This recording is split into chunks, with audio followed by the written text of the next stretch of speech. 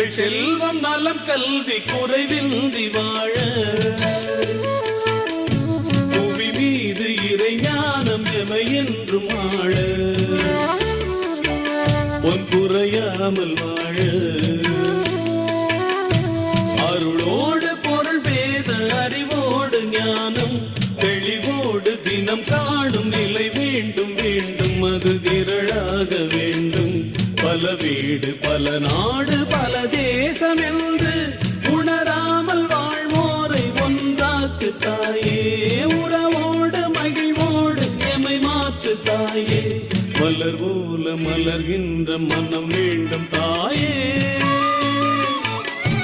பலர் போற்றி பாராட்டும் குணம் வேண்டும் தாயே